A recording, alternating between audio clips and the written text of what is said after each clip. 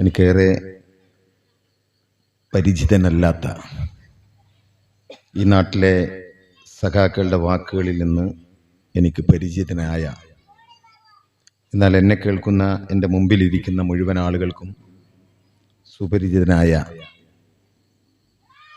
അശോകൻ സഖാവിൻ്റെ ഓർമ്മകൾക്ക് മുമ്പിൽ ആമുഖമായി ആദരാഞ്ജലികൾ അർപ്പിക്കുകയാണ്.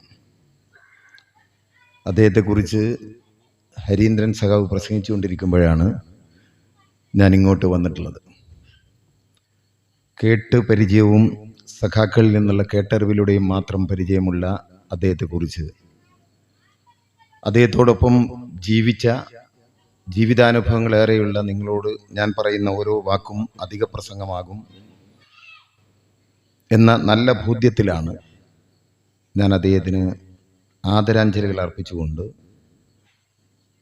ചില രാഷ്ട്രീയ കാര്യങ്ങൾ പറഞ്ഞു പോകണം എന്ന് വിചാരിക്കുന്നത്. CPIM-നെ സംബന്ധിച്ചിടത്തോളം അശോകൻ സഖാവിനെ പോലെ പ്രവർത്തന രംഗത്ത് ജ്വലിച്ചുകൊണ്ടിരിക്കെ നമ്മോട് വിട പറഞ്ഞു പോയ സഖാക്കളുണ്ട്. രാഷ്ട്രീയ എതിരാളികളുടെ കൊലക്കത്തിക്കിരയായ ധീര രക്തസാക്ഷികളുണ്ട്. അവരുടെയൊക്കെ ഓരോ ഓർമ്മ ദിനത്തിലും സഖാക്കൾ ഒരുമിച്ച് കൂടുന്നത് അവരെക്കുറിച്ച് പറയാൻ വേണ്ടി മാത്രമല്ല,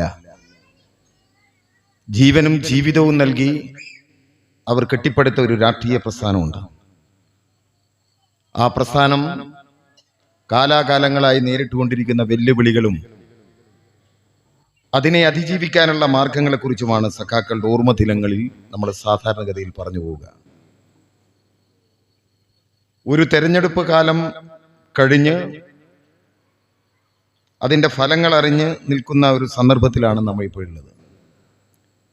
ജയരാജൻ സഖാവിൻ്റെ പ്രസംഗം ഞാൻ കേട്ടിട്ടില്ല.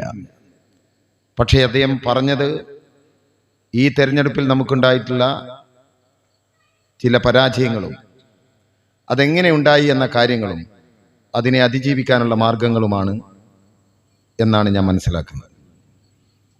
തെരഞ്ഞെടുക്കപ്പെട്ട ജനപ്രതിനിധികൾ എൻ്റെ പിറകിലിരിക്കുന്നുണ്ട്. ഇന്ന് ഞാൻ പ്രസംഗം തുടങ്ങുമ്പോൾ എൻ്റെ നാവിനൊരു പ്രശ്നമുണ്ട്. അസുഖമല്ല, ഞാനും ഇതുപോലെ മത്സരിച്ചിരുന്ന ഒരാളായിരുന്നു. ജില്ലാ പഞ്ചായത്ത് മത്സരിച്ച് ജയിച്ച ആളെൻ്റെ പിറകിലിരിക്കുന്നുണ്ട്. അങ്ങനെ മത്സരിക്കുമ്പോൾ പാർട്ടി എന്നെ നാവിനൊരു കടിഞ്ഞാനിട്ടു. കയ്യിലൊരു മൈക്കും മുന്നിൽ 4 ആളെയും കണ്ടാൽ മണിക്കൂറുകൾ പ്രസംഗിച്ചു പോകുന്ന ആളാണ് ഞാൻ. അതുകൊണ്ട് പാർട്ടി പറഞ്ഞു, തെരഞ്ഞെടുപ്പിൽ മത്സരിക്കുകയാണ്, വികസന കാര്യങ്ങളെക്കുറിച്ച് മാത്രം പറഞ്ഞാൽ മതി. പാർട്ടി തന്ന ആ പെർമിഷൻ പോലും എനിക്കൊരു അപകടമായി. കാരണം വികസന കാര്യങ്ങൾ പറയാൻ തുടങ്ങുകയാണെങ്കിൽ മണിക്കൂറുകൾ പറഞ്ഞാൽ തീരാത്ത വികസന കാര്യങ്ങളുണ്ട്. ആദ്യ പ്രചരണ യോഗത്തിൽ 15 മിനിറ്റ് പ്രസംഗിച്ചപ്പോൾ ചാർജുള്ള ഏരിയ കമ്മിറ്റി അംഗം മുമ്പിൽ വന്ന് കണ്ണുരുട്ടി നിർത്തി. ഇനി 10 മിനിറ്റിലധികം പ്രസംഗിക്കാൻ പാടില്ല എന്ന് പറഞ്ഞു. അങ്ങനെ ചുരുട്ടി വെച്ച നാവ് തെരഞ്ഞെടുപ്പ് കഴിഞ്ഞ് ആദ്യമായി നിവർത്തുന്ന ദിവസമാണ്. അതുകൊണ്ട് എന്തൊക്കെ പറയാൻ പറ്റുമെന്ന് എനിക്ക് പോലും അറിഞ്ഞുകൂടാ. ഈ തെരഞ്ഞെടുപ്പിൽ ജില്ലാ പഞ്ചായത്തിലേക്ക് ആ കഥ കൂടി പറയണല്ലോ, നിങ്ങൾ അറിയുമെന്ന് എനിക്ക് അറിഞ്ഞൂടാ.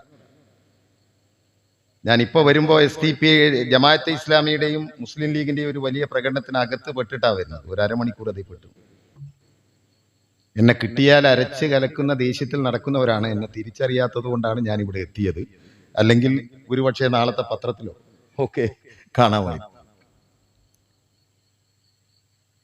ഞാൻ തെരഞ്ഞെടുപ്പിൽ 3ാമത്തെ തവണയാണ് മത്സരിക്കുന്നത്. ഞാൻ ഈ പാർട്ടിയിലേക്ക് വളരെ വൈകി വന്നിട്ടുള്ള ഒരാളാണ് എന്ന് എൻ്റെ വേഷം കണ്ടാൽ നിങ്ങൾക്ക് മനസ്സിലാവും. കോൺഗ്രസ് എന്ന രാഷ്ട്രീയ പാർട്ടിയിൽ നിന്നാണ് ഞാൻ കമ്മ്യൂണിസ്റ്റ് പാർട്ടിയിലേക്ക് വന്നത്. ഈ പാർട്ടിയിലേക്ക് ഞാനിപ്പോൾ വന്നിട്ട് 20 വർഷമാകുമ്പോഴാണ്. അനുഭാവി സഖാവായി തുടങ്ങിയിട്ട് അതിനേക്കാളും കൂടുതൽ. ഞാൻ ആദ്യമായി ഇടതുപക്ഷത്തിൻ്റെ സ്വതന്ത്ര സ്ഥാനാർത്ഥിയായി, ഇടതുപക്ഷ പിന്തുണയുള്ള സ്വതന്ത്ര സ്ഥാനാർത്ഥിയായി ബ്ലോക്ക് പഞ്ചായത്തിലേക്കാണ് മത്സരിച്ചത്. ബ്ലോക്ക് ആസ്ഥാനത്ത് നോമിനേഷൻ കൊടുക്കാൻ പോകുമ്പോൾ എൻ്റെ നാട്ടിലൊരു ചെറിയ പയ്യൻ കിടന്ന് തിരിഞ്ഞു കളിക്കുന്നു. അവൻ വന്നിട്ട് ഒരു നോമിനേഷൻ എന്നെ കാണിച്ച് എന്നോട് ചോദിച്ചു, ഇതിൽ വല്ല തെറ്റുണ്ടോ നോക്കുക നാസർക്കാന്ന്. 3-4 തെറ്റുണ്ട്.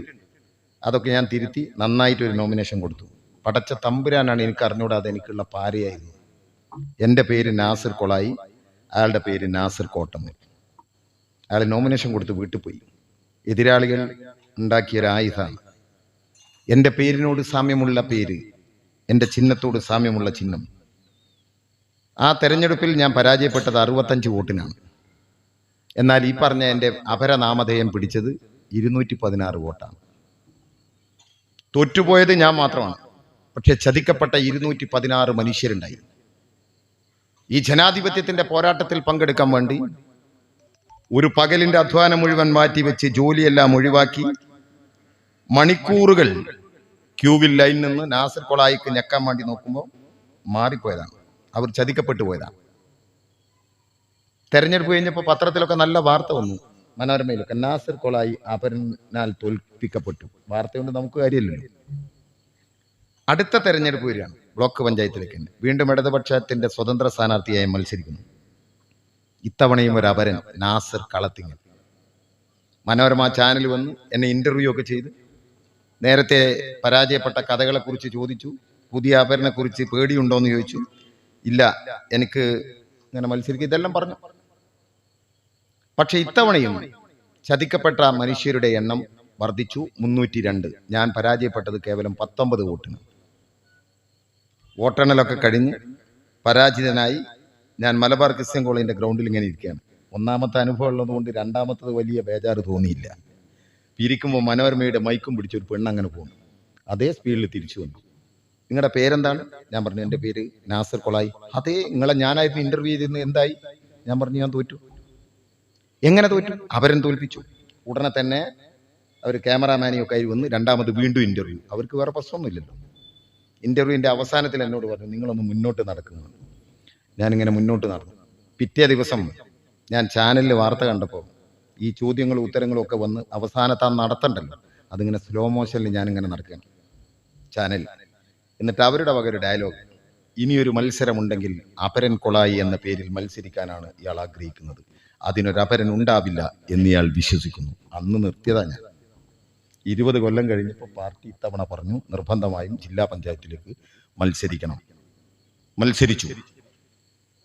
ഇത്തവണ അതേ അപരൻ 768 വോട്ട് അയാൾ കൊണ്ടുപോയി.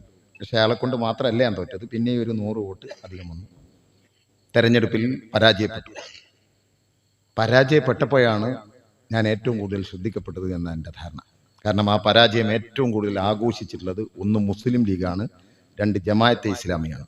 ആ കാര്യത്തിൽ എനിക്ക് വലിയ അഭിമാനം തോന്നുന്നു. ആ വർഗീയവാദികളോടാണ് ഞാൻ ഏറ്റുമുട്ടിയിരുന്നത് എന്ന സത്യം ഞാൻ തിരിച്ചറിഞ്ഞു. അതുകൊണ്ട് തന്നെയാണ് ഫിഡൽ കാസ്ട്രോ, ചെഗുവേര ഫിഡൽ കാസ്ട്രോയോട് ഒരിക്കൽ ചോദിച്ച ചോദ്യമുണ്ട്, പോരാട്ടത്തിൽ നമ്മൾ പരാജയപ്പെട്ടാലോ വീണ്ടും പോരാട്ടം തുടരും, പോരാട്ടത്തിൽ നമ്മൾ ജയിച്ചാലോ വീണ്ടും പോരാട്ടം തുടരും. അതുകൊണ്ട് നിർത്തിവെച്ച അവിടെ നിന്ന് തന്നെ വീണ്ടും തുടങ്ങി. അങ്ങനെ തുടങ്ങി.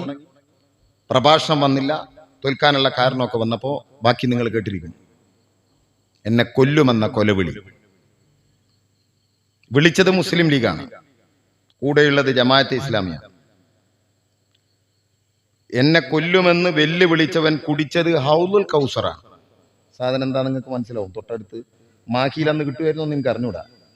ആ തെരഞ്ഞെടുപ്പ് ദിവസം എവിടുന്നാണ് മുസ്ലിം ലീഗിനും ജമാഅത്തെ ഇസ്ലാമിക്കും ഒക്കെ ഈ സാധനം തെരഞ്ഞെടുപ്പ് ദിവസം പോലും കിട്ടുന്നതെന്ന് എനിക്ക് മനസ്സിലായിട്ടില്ല. ഞാൻ ഈ പറയുന്നത് നിങ്ങൾ മാത്രമല്ല കേൾക്കുക, മുമ്പിലിരിക്കുന്നവർ കേൾക്കും. അതുകൊണ്ട് ആധികാരികമായി തന്നെയാണ് പറയുക. എൻ്റെ വീഡിയോ നിങ്ങളൊക്കെ കണ്ടിരിക്കും. എവിടേക്കാണ് ഈ മതവർഗീയവാദികളുടെ നീക്കം?